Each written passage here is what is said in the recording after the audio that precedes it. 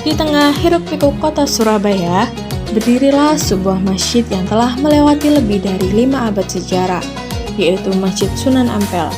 Masjid ini didirikan pada tahun 1421 Masehi oleh Raden Rahmat, atau yang biasa kita sebut dengan Sunan Ampel. Beliau adalah salah satu tokoh penting dalam Wali Songo. Beliau datang dari Campa dengan misi dakwah yang penuh kelembutan. Bukan dengan kekuasaan, tetapi dengan budaya, akhlak, dan keteladanan. Di kawasan sekitar masjid inilah beliau membangun pusat pembelajaran Islam, mengajarkan nilai moral yang dikenal sebagai Moh Limo, ajaran untuk menjauhi perbuatan yang merusak diri dan masyarakat. Dari tempat inilah lahir murid-murid besar seperti Sunan Giri dan Sunan Bonang, yang kelak akan menyebarkan Islam ke berbagai penjuru Nusantara. Sunan Ampel juga menunjukkan harmoni budayanya, terlihat dari perpaduan arsitektur Jawa, Arab, dan Tionghoa, simbol bahwa keberagaman bisa hidup secara berdampingan. Hari ini, Masjid Sunan Ampel menjadi salah satu ikon spiritual di kota Surabaya. Ribuan peziarah datang untuk berdoa dan merasakan jejak dakwah Sunan Ampel. Dakwah yang damai, sederhana, namun meninggalkan pengaruh besar bagi peradaban. Lebih dari 5 abad berlalu, pesan Sunan Ampel tetap mengalir, bahwa kebaikan adalah jalan dakwah terbaik, dan keberagaman adalah kekuatan yang menyatukan.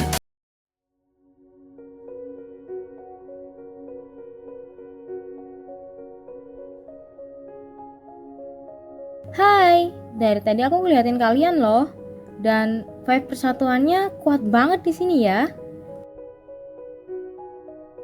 Bener banget, arsitekturnya aja udah nunjukin kalau banyak budaya yang jadi satu di sini.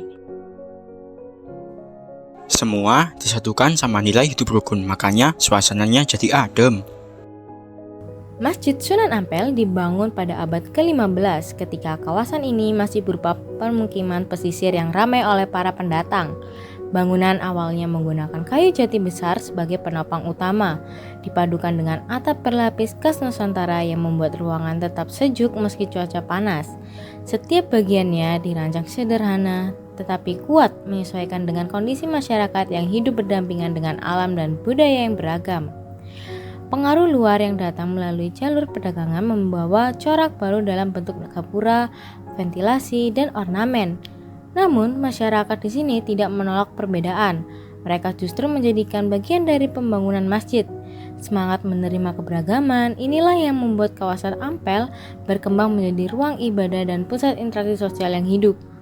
Dalam perjalanan panjangnya, masjid ini menjadi bukti bahwa masyarakat setempat mampu menjaga dan merawat warisan leluhur dengan rasa tanggung jawab yang tinggi. Dari generasi ke generasi, bangunan ini bertahan bukan hanya karena material yang kuat, tetapi karena kesadaran kolektif untuk mempertahankan identitas dan nilai persatuan. Dari sinilah munculnya makna patriotisme yang lebih luas. Mas siapa? Arya. Mas Arya. Mas mau nanya, apa sih yang membuat kawasan wisata religi Ampel ini jadi wisata yang istimewa? Ya, karena keistimewaannya Sunan Ampel ini.